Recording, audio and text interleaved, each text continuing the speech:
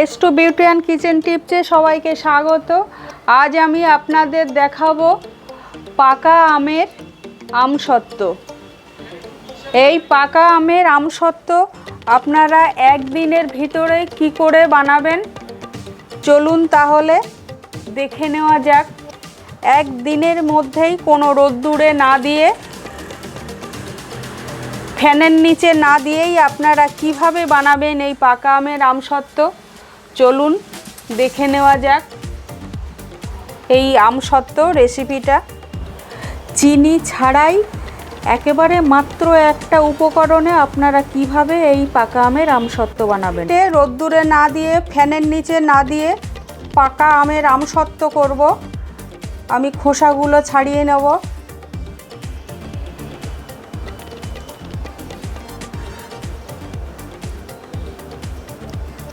সেই এক গামলা আমের বড় গামলার হাফ গামলা পাল্প হয়েছে। এবারে এই পাল্পগুলো আমি কোনো চিনি ব্যবহার করব না, আমার আমটা খুবই মিষ্টি। এই 1 কাপেরও কম, হাফ কাপ কর্নফ্লাওয়ার দিয়ে আমি আমটাকে একটু মিশিয়ে নেব। আমের এই পাল্পগুলোকে আমি মিশিয়ে নেব হাফ কাপ এই কর্নফ্লাওয়ারটা দিয়ে। আপনাদের আম যদি খুবই মিষ্টি হয় তাহলে চিনি দিতে লাগবে না, আমি দিলাম না। এবারে কেউ যদি চান বেশি মিষ্টি খাবেন আমসত্ত্ব তাহলে আপনারা চিনি দিতে পারেন, আমি চিনি দিলাম না। আর এই কর্নফ্লাওয়ারটা ঠান্ডা অবস্থায় আমি দিয়ে একটু মিশিয়ে নেব আমের এই পাল্পগুলো দিয়ে। আমি আমের আঁশগুলো বার করে নিয়েছি পরিষ্কার করে। আপনারাও যখন আমসত্ত্ব করবেন আমের এই আঁশগুলো একটা স্ট্রেনারে ছেঁকে আমসত্ত্বের এই আঁশগুলো, আমের আঁশগুলো বার করে নেবেন। আমিও বার করে নিয়েছি। কর্নফ্লাওয়ারটা মিশিয়ে নিলাম। এবারে আমি একটা কড়াই বসিয়ে দেব। আমসত্ত্বটা ঢেলে দিলাম।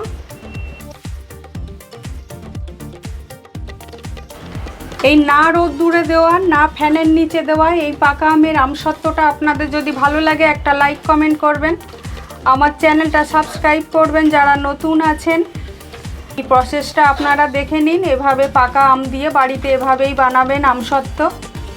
আপনাদের মূল্যবান সময় দিয়ে এই পাকা আমের আমসত্ত্ব রেসিপিটা দেখার জন্য অনেক ধন্যবাদ।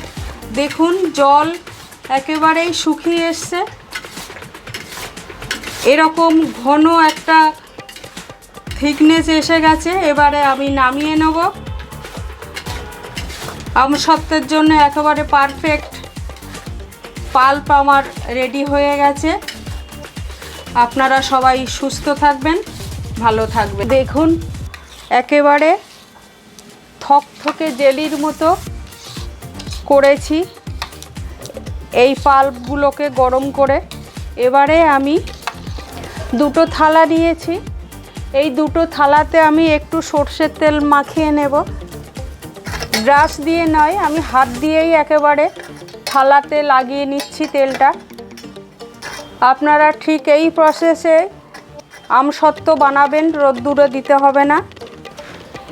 এই দেখুন তেল মাখানো থালাতে আমি এভাবে আমের পাল্পগুলোকে ছড়িয়ে দেব।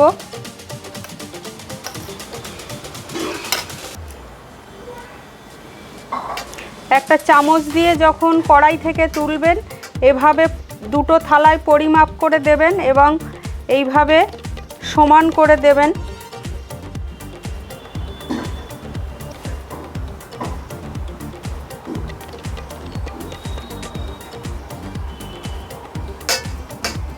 দেখুন একটা থালা আমার রেডি হয়ে গেল। আর একটা থালাতে আমি দিয়ে দিলাম। দেখুন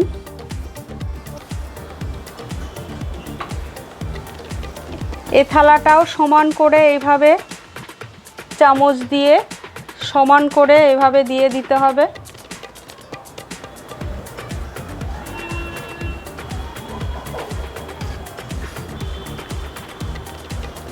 দেখুন দুটো থালাই আমার রেডি হয়ে গেল।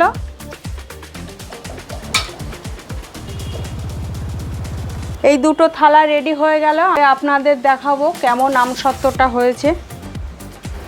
দেখুন দুটো থালাতে আমি দিয়েছিলাম, দুটো থালা দেখুন হাতে লাগছে না, এই থালাতেও আমার হাতে লাগছে না। দেখুন টাইট হতে একটু সময় লেগেছে, কিন্তু সেই দিনের ভিতরেই হয়ে গেছে।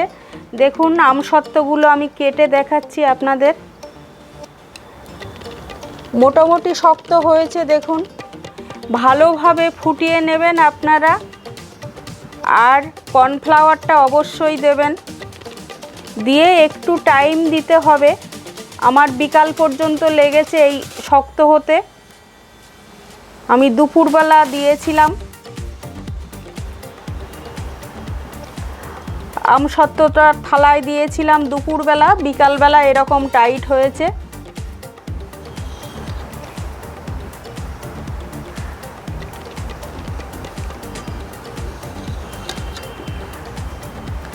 রোদে দিতেও লাগবে না।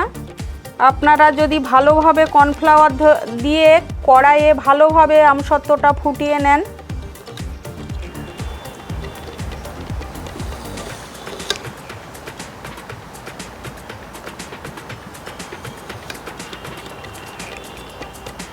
তবে রোদ্দুরে দেওয়ার মতো অতটা টাইট হবে না, অতটা শক্ত হবে না, মোটামুটি আপনাদের হবে। দেখুন আমি পিস পিস করে দেখাচ্ছি।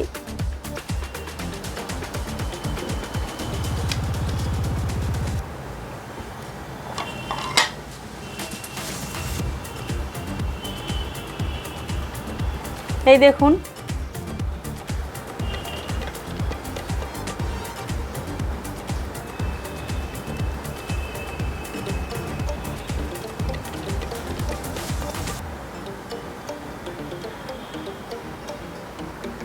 এই দেখুন এইভাবে আপনারা কর্নফ্লাওয়ার দিয়ে একদিনের মধ্যে কড়াইয়ে ভালোভাবে ফুটিয়ে নিয়ে এইভাবে আপনারা পাকা আমের আমসত্ত্ব করতে পারেন।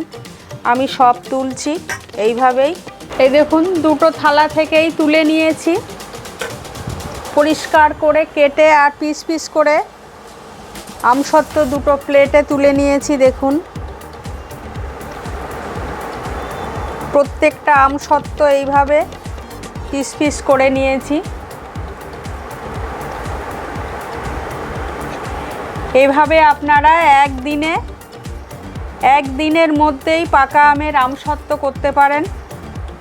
এই দেখুন দুটো প্লেটেই একই রকম হয়েছে। এই আমসত্ত্ব রেসিপিটা ধৈর্য ধরে দেখার জন্য আপনাদের অনেক ধন্যবাদ। আপনারা সবাই সুস্থ থাকবেন, ভালো থাকবেন।